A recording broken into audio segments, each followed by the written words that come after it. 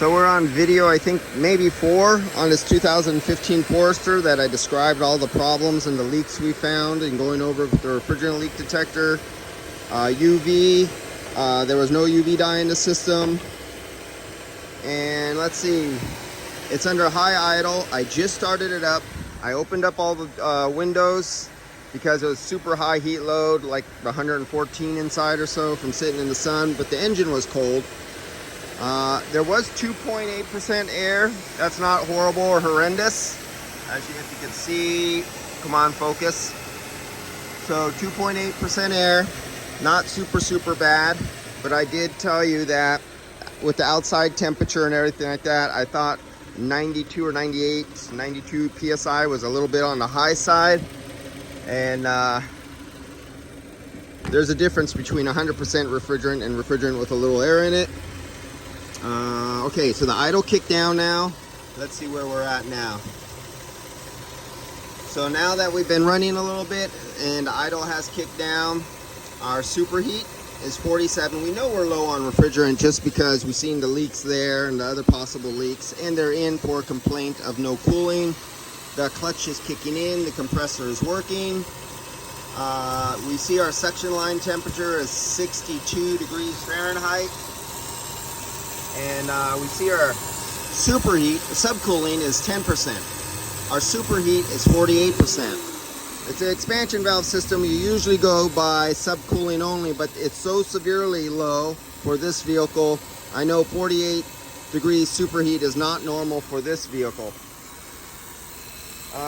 What else can I show you? Oh, let's get the temperature of the discharge line. Let's see where we're at. So I'm going to take it off the liquid line.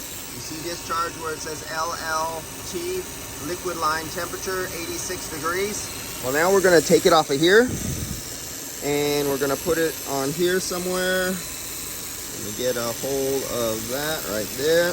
Okay, take the temperature of the discharge. So that's the temperature of the line going in the condenser. And we're climbing over 150 degrees right now. So right now, don't pay attention to the subcooling because we're taking the temperature of the vapor, high pressure, high temperature discharge line. So you no longer pay attention to this anymore. I'm just looking at the heat going in. Put your fingers around the case, grab the case, touch. Always watch out for moving things. Teach yourself on different compressors what is normal and what is not normal, and feel for hot spots on the case, cold spots. Some compressors, the whole case is cool. Other compressors, the whole case is hot. Another manufactured compressor, one part of the case might be really cold on the case of the compressor, and another part might be hot. So you gotta teach yourself repetitively over all the different makes, model years, vehicles, of what compressors feel like what. When you know they're empty, feel them. Learn their temperatures because there's no specifications for this stuff. And then after you recharge it, if you did it right with clean gas, no air, no contamination, you're not overoiled, learn what the temperatures of things are when you know things are really good. I'm lucky because I get to work on a lot of vehicles that are only 3 months old, 1 month old, 1 year old, right out of the factory. And I get to test them before and after. I get to test them with original condensers on it. And then I do a second condenser, you know, it might be just bent, but still working. I get to test them before and I get to test them after, and I get to do comparisons of what they look like and what they feel like and their temperature drops. And I get to do that because I get to work on brand new vehicles we know are in pristine condition and all they have is minor damage in the front. It's just an advantage I have because of where I work and how many cars I get to work on. And I'm in San Francisco in the Silicon Valley area, so I get to work on things like Teslas and the newest vehicles and Ford Lightnings and the new electric Mustangs and stuff like that. I have access to that stuff. Within the first months of them being released, I'm already working on them and repairing them because they get into front end accidents and they damage the condenser. So these are things you learn up after 30, 40 years of doing this every day. You've used the micron gauge every day of your life from the day you ever started working.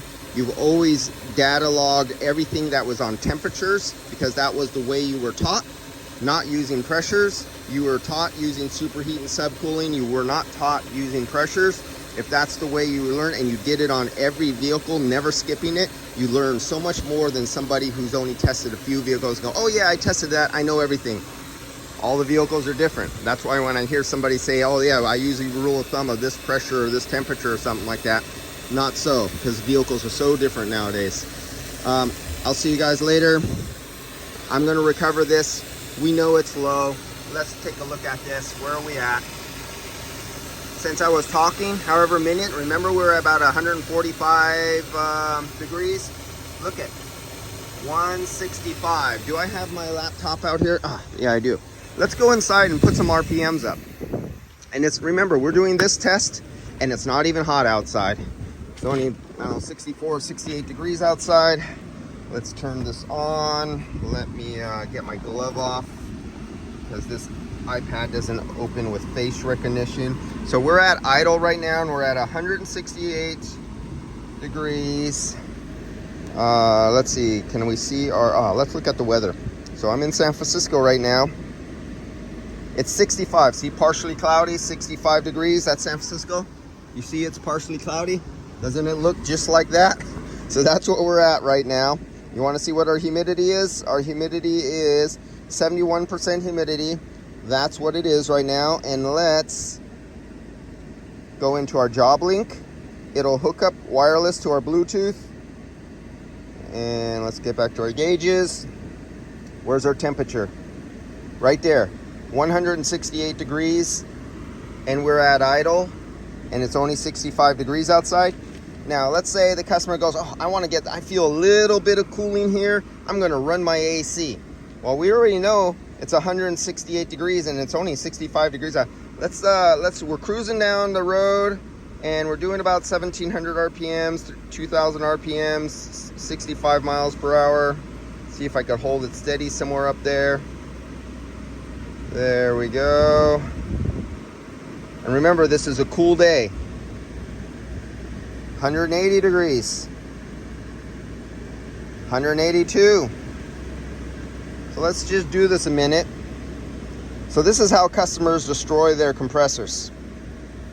This is how technicians tell a customer, oh yeah, we'll just keep topping you off. And every time you top off and you go down, top off and go down. Compressor could only take this so many times. Now, I could tell you if it was 90 degrees out, and there's a little bit of cooling, there's a little more cooling here. We're about a 10 degree difference because this vent right here must be taking the air off the bottom of the heater coil at the very bottom few rows where the refrigerant first rolls in. The first few rolls of the refrigerant that is able to do work is at the bottom, and that air is being taken off in an area of the case that's feeding this duct right here. So this is nice and cool in the 50 degree range. This is almost 70 degrees right here. So this is taking air off of the case at a different location higher up on the evaporator where there's no more. It goes into a superheat and it's very superheated. That's this right here. And let's look at our superheat. 70. A 70 superheat now that we have the RPMs up and we have a heat load and all the windows are open, and it's only 65 degrees. But look at the temperature. It's still climbing. And I could say that the inner core at the place of compression in the compressor is about 50 to 75 degrees hotter. So we're around 160, approaching 200 or 300 degrees. We're getting up there. That is where you start burning and breaking down the oil.